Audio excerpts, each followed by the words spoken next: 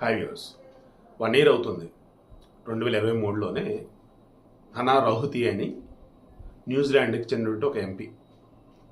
చాలా చిన్న అమ్మాయి. లాస్ట్ ఇయర్ 21, ఇప్పుడు 22 అంతే.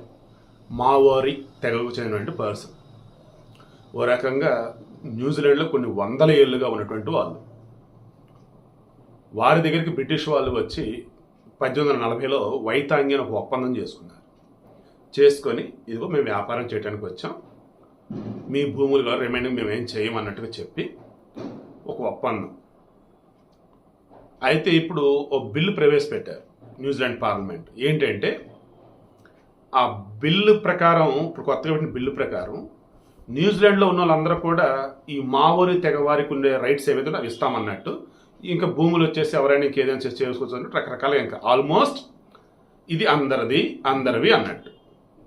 ఇప్పటికే మావోరీ తెగ పాపం వాళ్ళు ఉన్నది జస్ట్ 20% ఉన్నారు న్యూజిలాండ్ జనాభా. అరౌండ్ 55 లక్షలు ఏమో ఉంటారు న్యూజిలాండ్ జనాభా. అందులో వీళ్ళు హార్డ్లీ 20% అంటే తిప్పి పెడితే ఒక 12 లక్షలు 13 లక్షలు ఉంటారు.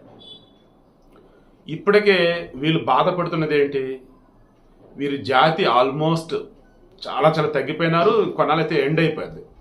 వాళ్ళ భాష కానీ సంస్కృతి కానీ మొత్తం వాడికి బ్రిటిష్ వాళ్ళదే ఇచ్చేసింది.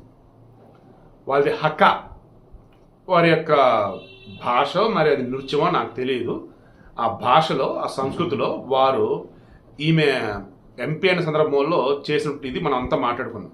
ఇప్పుడు అగైన్ మరలా ఈ హక్కా అనే దానికి సంబంధించి మరలా మొత్తం వైరల్ అవుతుంది. ఎందుకంటే వెనకాల అటాచ్ చేస్తాను కదా, చూడండి.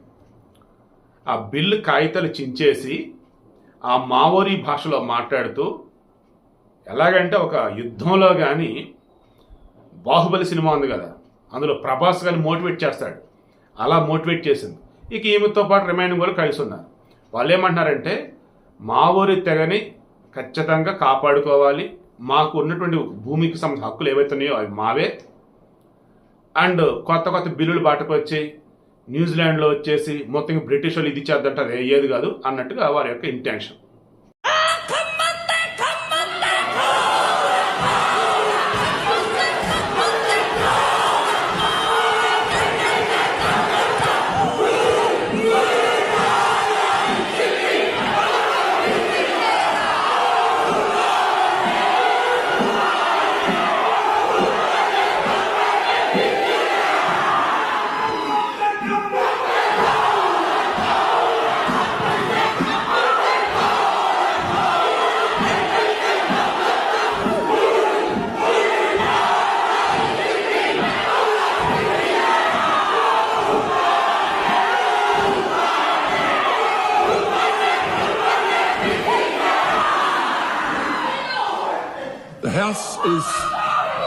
The House is suspended until the ringing of the bells. The gallery is to be cleared.